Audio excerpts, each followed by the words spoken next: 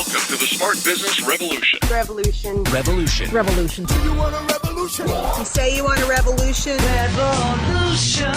The revolution. It's going on right now. Welcome to The Revolution, the Smart Business Revolution podcast, where we ask today's most successful entrepreneurs to share the tools and strategies they use to build relationships and connections to grow their revenue. Now, your host for The Revolution, John Corcoran.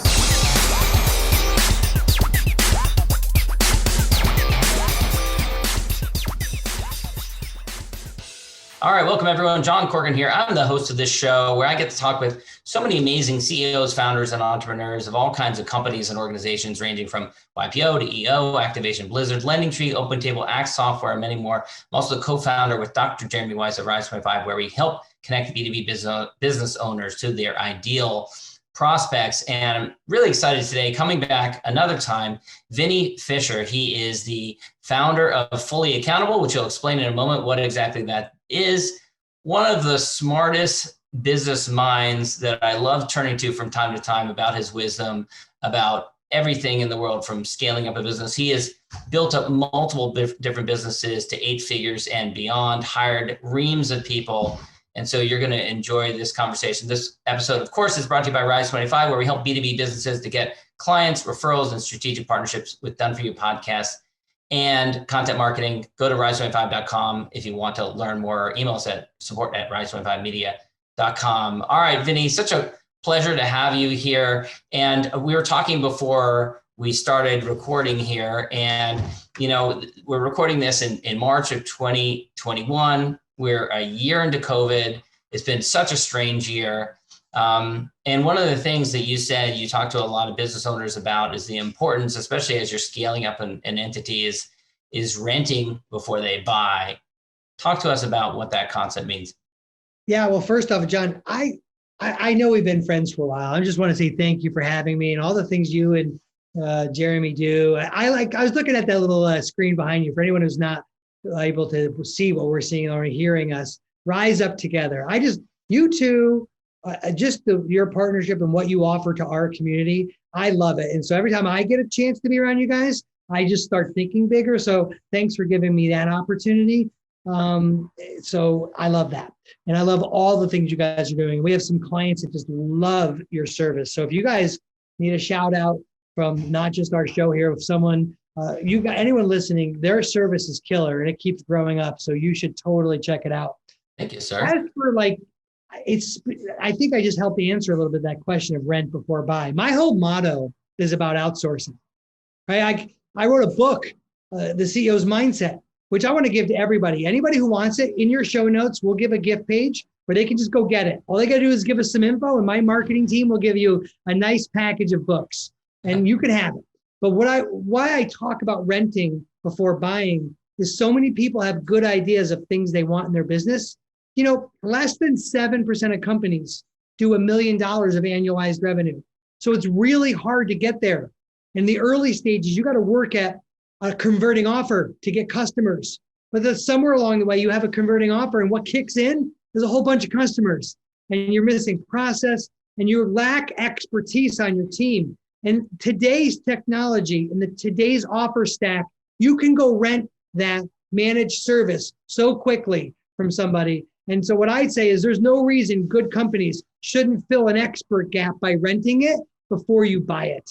Yeah, it's amazing how much that has taken hold in the last 10 to 15 years. I remember, you were a recovering attorney like myself. We're both recovering attorneys. One of the first law firms I went to go work for, the guy who just started this firm, and he spent $10,000 to buy this piece of machinery, this backup server that sat in a closet. And once a week on Fridays, he would take this physical tape that looked like it was from the 70s back home to his office in case the office burned down on the weekends. Uh-huh. I started my own firm like a year later after that, and I got Dropbox for $10 a month. Yeah. So just in like a year and a half time period, that's how much things had changed. But that's not the only. There's the gig economy. There's all this types of changes that have happened, which have moved towards making it easier to start a business. Yeah, the barrier to entry is lower, which means then you have to work at things like continuing to improve what you do. And, in our industry, the accounting and finance industry, we provide this fractional service where we do the full managed service of accounting and fractional CFO for e-commerce and tech companies. Well, what I found out about this industry, because I'm not one, was that people live with about half a standard, meaning if you do half of what you say you're going to do, then that's fine. Like there's this like low standard for what this industry. And I'm like, that's kind of awful. But put on top of that low tech existed. Like the idea of connecting to your bank account and having real-time reporting and all that. Before this wave of technology, you couldn't do those things. But now you can connect real-time access with a whole bunch of tools. So the excuse is gone in so many categories, and we're one of them where you can't fill in immediately. Now, you might pay a little bit more dollar for dollar in the beginning, but the investment is going to be so much cleaner and so faster than if you go build out this whole thing and find out parts of it you don't even want. Yeah. Now, in the line of work that you're in, because it's software and it's people, yep, those two pieces, they don't always work well together. There's so much work that has to go into figuring out where does the software end? Where do the people start? How do you put a process in place for the people? How do you have the two communicate seamlessly so the client gets a great experience? Talk to me a little bit about what that has been like for you as you really have kind of invented this new model over the last few years with Fully Accounting. Yeah. Well, when we started this at the end of 14 and really launched the world in early 15, I'm coming into that stage of my life. I'm a B2C person. I've only built product companies that sold a ultimate end user product to a customer, not a B2B business, which is what we have now. And so everyone thought I was nuts. Like I was, and now 6 years later, like, this is amazing. You're like an overnight success. Now, what they don't know is all the stuff in between of how really hard it is to build a service company that makes its wage and margin on labor. And so this idea that you talk about where like technologies, people use different ones, you and I have very similar models. They rent labor from us, and our job is to make all that tech work so that the experience that they deliver or whatever it is they get is amazing. Well, that's just hard. And we spent money and we invest in people. And so thankfully, I believe in people over process, but I have a partner who's our COO who loves process. So bringing those two things together is the only way we get there, bud. Like, it's the only way. And I have a model around here, you have to deliver consistency in order to get excellence. Talk to me about developing leaders within your organization, because in order to build a company to the size that you're at right now and your previous companies, you have to be able to develop leaders. First of all, how do you identify emerging leaders? How do you figure out who's going to be a good leader for your team? I've actually recognized the quality in somebody. First off, they got to join the team, right? And they got to work and they got to assume a post and they got to be willing to wash dishes and just have a very servant attitude. I think one of my buddies, dear friend of mine in my life, says, if servanthood is beneath you, then leadership's always going to be above you. And so we have a very servant attitude of our people around here. Back to CEO's Mindset, my book, I shared my heart about the heartbeat of a company and values and all that. So go read that. I'm not going to bore you with that discussion here, but what I will jump on is this. We just promoted this amazing woman on our team, Lindsay, who's the CFO of Fully Accountable. She's been the CFO and still is for lots of our clients, but she's now the CFO of our company and on our executive team. Well, here's what's hilarious. She was in that role asking for forgiveness very often for what she saw as overstepping doing things. And so people who have leadership qualities about them tend to be seeking forgiveness, not permission. At least in my world. Yeah, in other worlds, it might be the opposite, right? They don't want people, but that's the world. Those are the types of people that you want. Yeah, like hard charging. I tend to not be a micromanager. So in the things I do, I'm very much set the vision and get out of the way type leader. And so I would lean on building, and I spend all my time on our executive team, by the way. Like, new people might get a hello from me or whatever, but I spend all our time. 90% of my time goes to my executive team. And I'm working on things like emotional equivalent stuff and helping them see like how to help lead the team around them. But honestly, I was just laughing with the most successful leader people in our company are already doing parts of the role and they don't have the title. What are some of the challenges that you help new people who are promoted to a position of leadership within your company? What are some of the things that they're challenged by that you find yourself working with them on again and again? Or not necessarily the same person, but I think that's a great question. I think most dedicated people who love being a craftsman or professional at what they do, if that's an operating a business or manager or leader, or everyone wants to do a great job at that.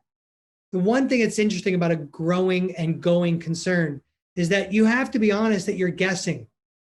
There's a lot of guessing going on because today, I always say, someone will say, what's it like to raise a 20-year-old? I go, I'll let you know when Sophia turns 20 in June, and then I'll let you know. And so I help our leaders realize that there's an element to guessing. We have enough wisdom to know about yesterday, but tomorrow takes some guessing. And so I try to help them lean on the wisdom that they have and the resources they have around them, and that the guessing is part of the job of a leader. And it's not so awful. And it's okay if we miss a little bit. Strikeouts happen. So I always talk about fear is not like a destination. It's a way to something else.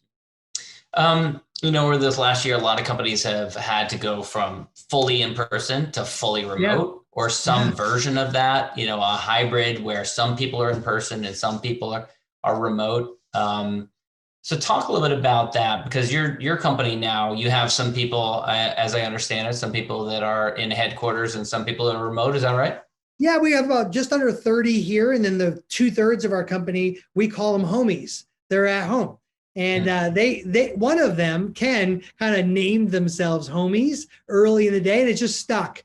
2/3 of our company are homies. We've been hybrid before hybrid was I guess required. And so we also were deemed essential. Now, I don't love some of that terminology, and I'm hoping we can cycle through and all forgive each other over some of that language. And I think we will. I think we'll get through some of that. But it's hard for those businesses that are deemed non-essential, right? I mean, that's tough stuff. And I hope we all kind of give each other some benefit of the doubt on some of that. But I think, this idea that you're going to be both is what is going to be this next season or generation of business. You're going to have a little bit of both. Now, people who have already been fully remote, you need to give everyone else the benefit of the doubt. It's not like nothing's changed for you. Society has massively changed around you if you're one of those people. But the reality is people, we have a lot of young people in our place. When we survey them, they love coming to something because it's where they actually have some relationship, they would see peer networking.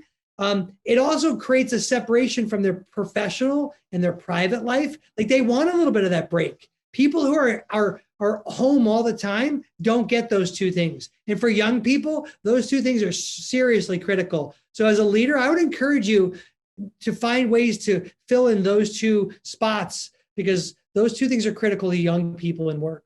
Yeah. Talk to me a little bit about culture at a hybrid company, and what are some things that your company's done in order to build a culture with part of the team remote and part of the team in person? I think first off, you got to admit whether you actually care about culture.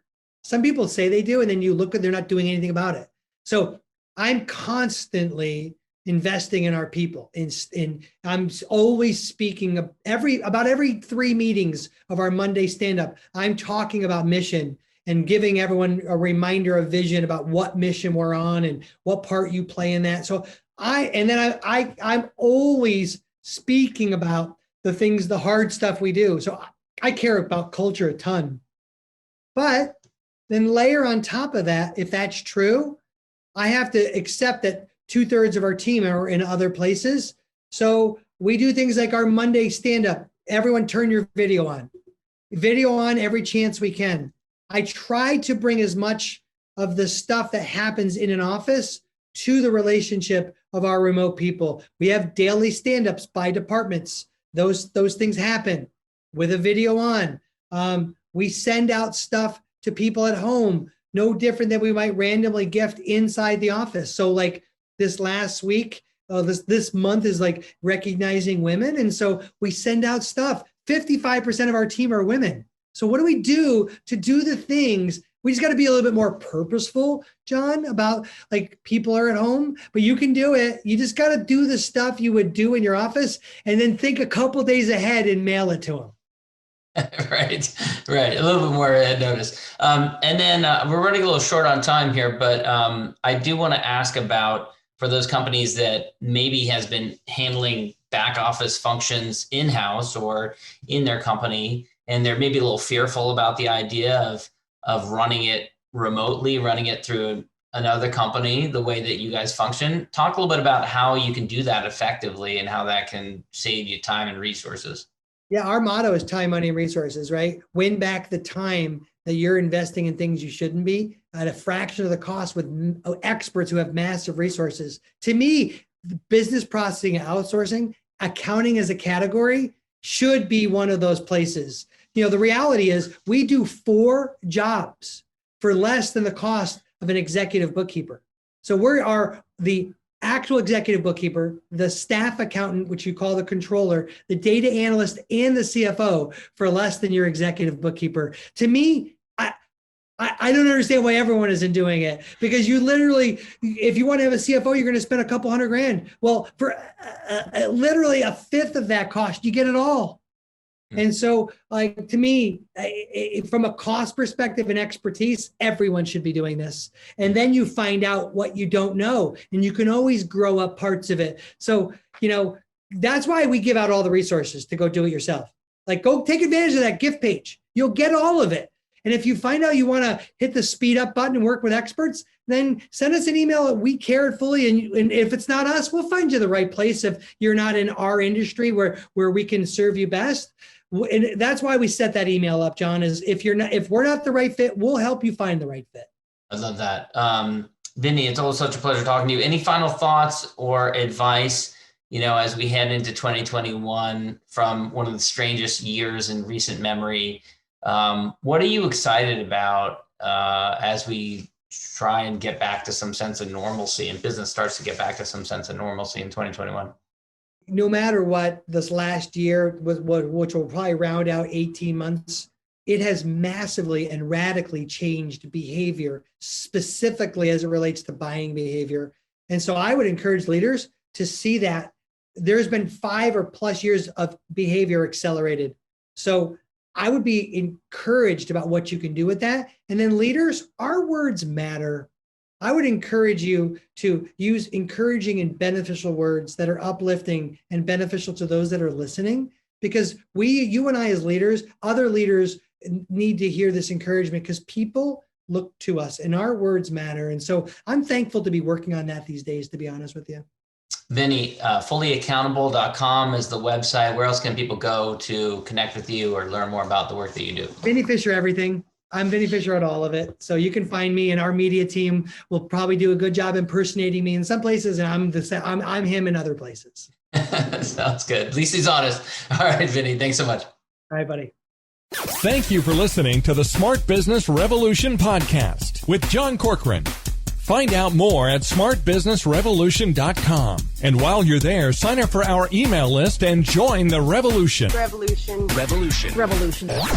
And be listening for the next episode of the Smart Business Revolution podcast.